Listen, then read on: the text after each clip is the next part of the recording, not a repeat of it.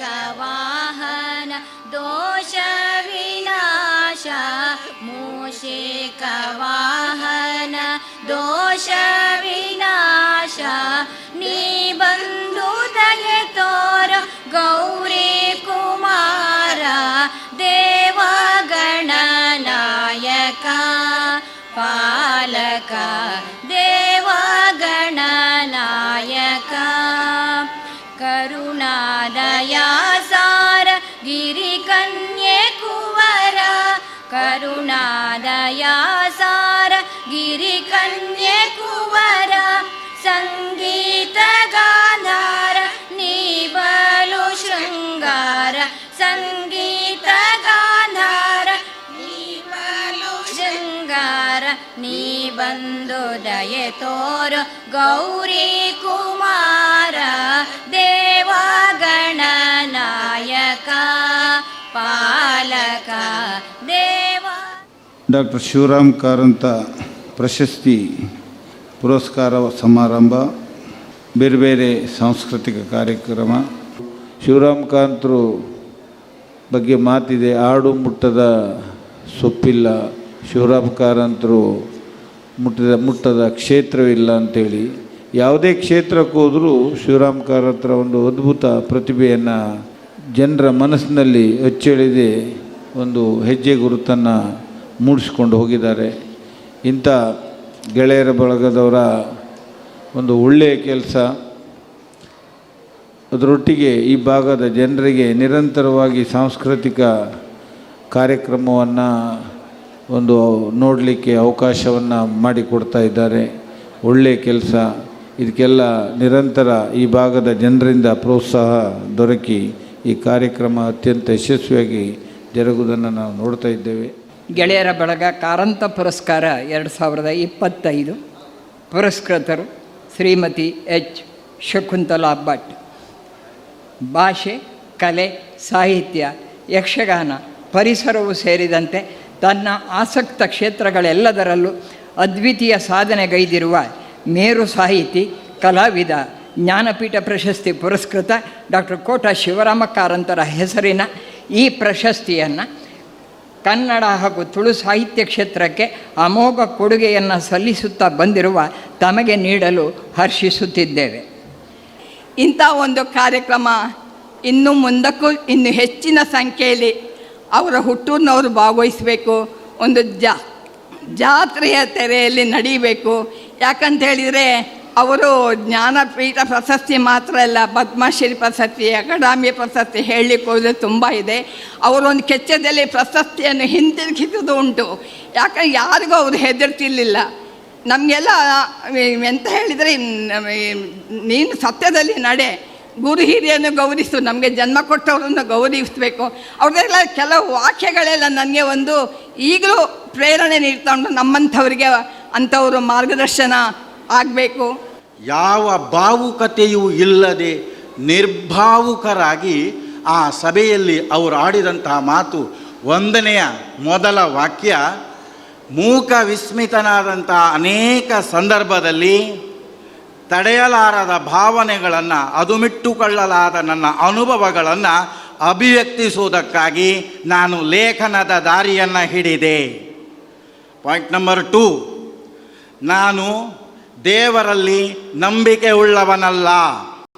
ಕಾರಣ, ದೇವರನ್ನು ಸೃಷ್ಟಿಸಿದವನು ಮನುಷ್ಯನೇ.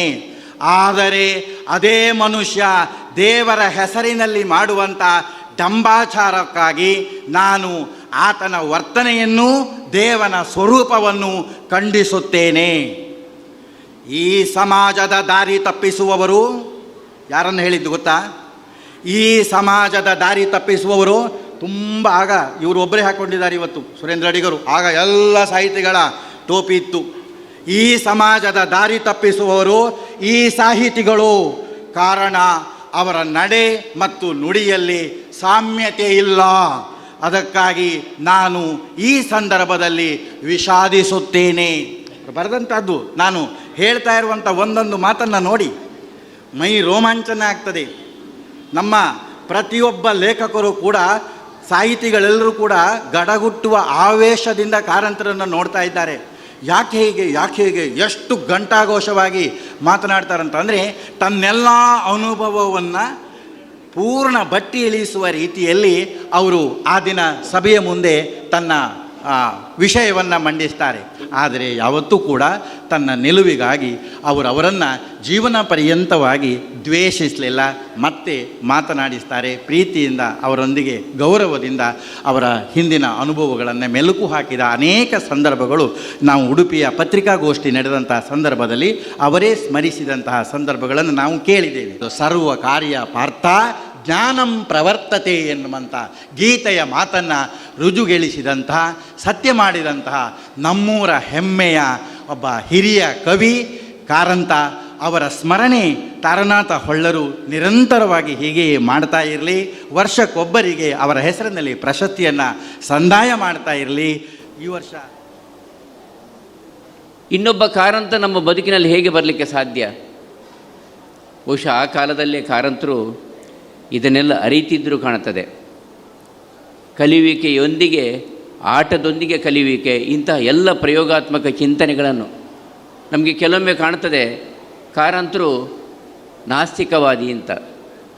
ಅವರ ಎಲ್ಲ ಒಬ್ಬೊಬ್ಬರ ಅಣ್ಣ ತಮ್ಮಂದಿರ ಬದುಕಿನ ದಾರಿಯನ್ನು ನೋಡಿದಾಗಲೇ ಒಬ್ಬರು ಪರಿಸರ, ಒಬ್ಬರು ವೈದಿಕ, ಎಲ್ಲವೂ ವಿಶೇಷ. ಅದು ಈ ಮಣ್ಣಿನ ಗುಣ ಕಾಣ್ತದೆ. ಈ ಮಣ್ಣಿನಲ್ಲಿರುವಂಥ ಅನೇಕ ವ್ಯಕ್ತಿಗಳನ್ನು ನಾವು ಯೋಚನೆ ಮಾಡಿದರೆ ರಾಷ್ಟ್ರದ ದೊಡ್ಡ ದೊಡ್ಡ ಸಾಧನಾ ಪಥದಲ್ಲಿ ಅವರು ತಮ್ಮನ್ನು ತಾವು ತೊಡಗಿಸಿಕೊಂಡಿದ್ದಾರೆ. ಆಡಳಿತದಿಂದ ಮೊದಲುಗೊಂಡು ಸಾಹಿತ್ಯ ತನಕ. ಕಟ್ಟುವೆವು ನಾವು ಹೊಸನಾಡೊಂದನ ಅಡಿಗರದು ಮಾತಾದರೆ ಕಾರಂತರದ್ದು ಧೀಮಂತ ವ್ಯಕ್ತಿತ್ವದ ಒಂದು ಆದರ್ಶ, ಧೀಮಂತ ವ್ಯಕ್ತಿತ್ವ ಆದರ್ಶ. ಆ ಕಾಲದಲ್ಲಿ ಅವರು ಪ್ರಜಾಪ್ರಭುತ್ವಕ್ಕೆ ಧಕ್ಕೆ ಬಂದಾಗ ಸೆಟೆದೆದ್ದು ನಿಂತವರು. ಪರಿಸರವಾದಕ್ಕೆ, ಪರಿಸರದ ವ್ಯವಸ್ಥೆಯಲ್ಲಿ ಕೈಗಾದಲಿದಾದಾಗ ಚುನಾವಣೆಗೆ ನಿಂತು ಅದು ಗೆಲ್ಲಿಕ್ಕೋಸ್ಕರ ಅಲ್ಲ, ತನ್ನ ಧ್ವನಿಯನ್ನು ಸರಕಾರಕ್ಕೆ ಮುಟ್ಟಿಸಿದವರು. ಅಂಥ ವ್ಯಕ್ತಿಗಳನ್ನು ಆರಾಧಿಸುವಂಥ ಈ ಪ್ರಕ್ರಿಯೆ, ಅವರ ಹೆಸರಿನ ಪ್ರಶಸ್ತಿಗಳನ್ನು ಕೊಡುವುದರ ಮುಖಾಂತರ ತಾರನಾಥ ಹೊಳ್ಳರೆ ನಾವು ಜೊತೆಯಾಗಿ ಇಂಥ ಚಿಂತನೆಗಳನ್ನು ನಾವು ಯಾವತ್ತೂ ಮಾಡೋಣ ಅಂತ ಹೇಳ್ತಾ ಮಾತಿನಿಂದ ವಿರಮಿಸ್ತಾ ಇದ್ದೇನೆ. ನಮಸ್ಕಾರ. ನಾನು ದೇವರನ್ನು ನಂಬುವುದಿಲ್ಲ. ಯಾಕೆ ಅಂತಂದರೆ ನಾನು ದೇವರನ್ನು ನೋಡಿಲ್ಲ. ನಾನು ನೋಡಿದ ದೇವರು ಅಂದರೆ ನನ್ನ ಹೆತ್ತವರು. ಹಾಗೆಂತ ಅವರನ್ನು ನಾಸ್ತಿಕರಾಗಿ ವರ್ಗೀಕರಿಸಲಿಕ್ಕಾಗುವುದಿಲ್ಲ. ಅವರು ಮುಂದುವರೆದು ಹೇಳ್ತಾರೆ, ರಾಮಕೃಷ್ಣ ಪರಮಹಂಸರು ತಮ್ಮ ಸ್ವಶಕ್ತಿಯಿಂದ ಅವರ ಅಂತರ್ಯದೊಳಗೆ ಇರುವಂಥ ದೇವರನ್ನು ಸಾಕ್ಷಾತ್ಕರಿಸಿಕೊಂಡಿದ್ದಾರೆ. ಆದ್ದರಿಂದ ಅವರಿಗೆ ಅದು ಸತ್ಯ, ನನಗೆ ಇದು ಸತ್ಯ. ನಾನು ಸಾಧನೆ ಮಾಡಿಲ್ಲ, ನಾನು ಕಂಡಿಲ್ಲ, ಅದು ನನ್ನ ಅಭಿಪ್ರಾಯ. ಇಲ್ಲಿ ನಾವು ಅರ್ಥೈಸಿಕೊಳ್ಳಬೇಕಾದದ್ದು ಏನು ಅಂದರೆ, ಅವರು ಹೇಗೆ ನೇರ ನಿಷ್ಠುರವಾಗಿ ಮಾತಾಡ್ತಾರೋ, ನಿರ್ಧಾರ ಖಚಿತವಾಗಿದೆಯೋ ಅದೇ ರೀತಿಯಾಗಿ ಇನ್ನೊಬ್ಬರ ಅಭಿಪ್ರಾಯಗಳನ್ನು ತುಂಬ ಹೃದಯದಿಂದ ಸ್ವಾಗತಿಸುವ ವಿಶೇಷವಾದ ಗುಣ ಅವರಲ್ಲಿ ಇದೆ. ನಾವೆಲ್ಲರೂ ಕಾರಂತರ ಬಗ್ಗೆ ಮಾತಾಡ್ತೇವೆ, ಆದರೆ ಕಾರಂತರಂತೆ ನಡೀಲಿಕ್ಕೆ ಯಾರಿಗೂ ಸಾಧ್ಯವಿಲ್ಲ. ಹೌದು, ಆದರೂ ಕೂಡ ಅವರ ನೇರ ನಿಷ್ಠುರವಾದವನ್ನು ನಾವು ಜೀವನದಲ್ಲಿ ಅಳವಡಿಸ್ಕೊಳ್ಳೇಬೇಕು. ಇಲ್ಲದಿದ್ದರೆ ಸಮಾಜವನ್ನು ತಿರ್ಲಿಕ್ಕೆ ಸಾಧ್ಯವೇ ಇಲ್ಲ. ಆ ಮಟ್ಟದಲ್ಲಿ ಸಮಾಜವಾಗಿ ನಿಂತಿದೆ ಅಂತ ನನ್ನ ಭಾವನೆ. ಇದು ಜಾಣ ಜಾಣೆಯರ ಸಾಹಿತ್ಯಯಾನ, ಕಾರಂತರ ಧ್ಯಾನ, ಜನುಮದಿನದ ಗಾಯನ, ಇಂದು ಗೆಳೆಯರ ಬಳಗದ ಮಿಲನ, ಆಟ ಸಂಗೀತ ಗಾಯನ. ಭುವನೇಶ್ವರಿ ಜಯ ಭಾರತಿ, ಇದು ಜಾಣ ಜಾಣೆಯರ ಸಾಹಿತ್ಯಯಾನ, ಕಾರಂತರ ಧ್ಯಾನ, ಜನುಮದಿನದ ಗಾನ ಅಂತ ಒಂದು ಮಹಾನ್ ವ್ಯಕ್ತಿ. ಅವರ ಬಗ್ಗೆ ನಾನು ಹೇಳಲಿಕ್ಕೆ ಹೋಗುವುದಿಲ್ಲ, ಸಾಕಷ್ಟು ಕೇಳಿದ್ದೀರಿ. ನಮ್ಮ ಮಕ್ಕಳಿಗೆ ಆ ಸ್ಫೂರ್ತಿ ಬರುವಂತಾಗಲಿ. ಶಕುಂತಲಾ ಭಟ್ರು ಅವರು ಖಾಲಿ ಸಾಹಿತ್ಯ ಮಾತ್ರ ಅಲ್ಲ, ಕನ್ನಡಲ್ಲೇ ತುಳು ಎರಡರಲ್ಲೂ ಜೊತೆಗೆ ಸಮಾಜ ಸೇವೆಯಲ್ಲಿ ಅವರು ಮಾಡಿದ ಸೇವೆಗೆ ಹಬ್ಬಕ್ಕೆ ಪ್ರಶಸ್ತಿ ಕೂಡ ಅವರಿಗೆ ಸಿಕ್ಕಿದೆ. ಯಾಕೆಂತ ಹೇಳಿದರೆ ಖಾಲಿ ಪುಸ್ತಕ ಮಾತ್ರ ಬರೆಯುವುದಲ್ಲ, ಸಮಾಜ ಸೇವೆಯಲ್ಲಿ ನಾನು ನೋಡಿದ್ದಾರೆ. ನಿಮಗೆಲ್ಲರಿಗೂ ಕಾರಂತರ ಹುಟ್ಟುಹಬ್ಬದ ಶುಭಾಶಯವನ್ನು ಹೇಳುತ್ತಾ ನಮಸ್ಕಾರ.